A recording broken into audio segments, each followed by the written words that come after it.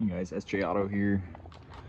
I just wanted to show you an update video on the timing chain guide for the driver's hand side. Unfortunately, I didn't get any footage of it while I did it, but I just kind of wanted to explain the process and tell you how I did it.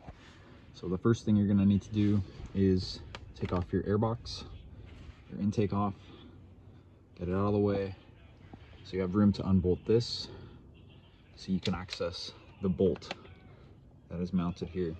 So another thing is the dipstick.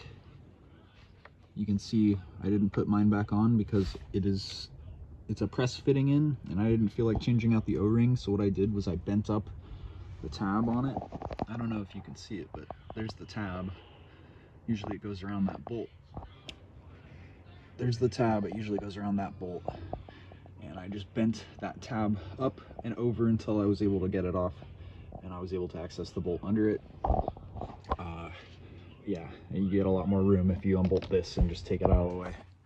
So the other thing you have to be mindful of is, aside from replacing your gaskets, your valve cover gasket, you're going to have to get your fuel line gasket replacement right here. This was the replacement part, and it was a couple bucks on Rock Auto. It was the right size. Just took the gaskets off this one and put them on the old one. I didn't change this out because there was nothing wrong with it. So now I got a spare part if I ever need it.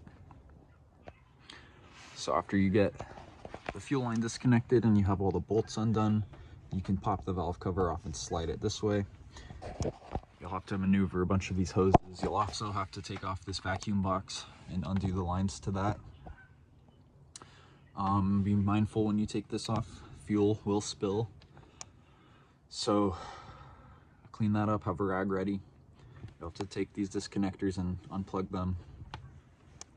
But you can slide the valve cover off. Then you'll have to undo your cam caps, zip tie your timing chain to your sprocket on this side. You'll have it zip tied. Maybe I'll put a photo of what it looks like here.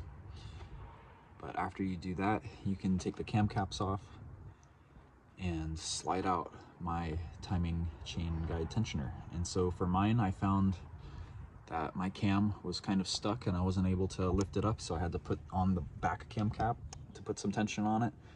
And then I just lifted it up and out of the way, and that way you don't lose timing.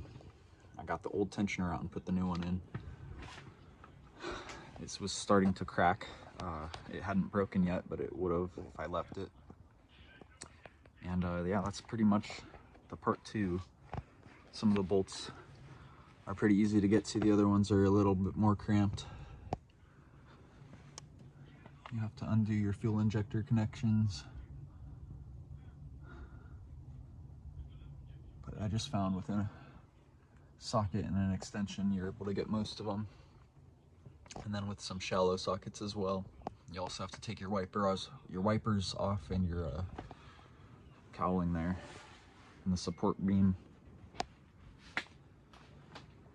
I updated my radiator fan shroud. I made this out of an aluminum zinc coated sheet and some L brackets. And I just mounted my radiator fan, the electric one, in there, and it gives me a bunch more room because I went in and replaced the upper and lower radiator hoses. And I didn't use OEM parts here. You can see there's kind of a kink. So I'm gonna fix that with some OEM parts. I got some 3/4 tube at O'Reilly's and thought that would have been good enough, but it's good enough for now. Car's not overheating or anything, but I think it could be better if I replaced those hoses with OEM. So another Rock Auto shopping spree later, and I should be able to fix those. But yeah, so that's the part two for the timing chain tensioners. Thanks for watching, guys.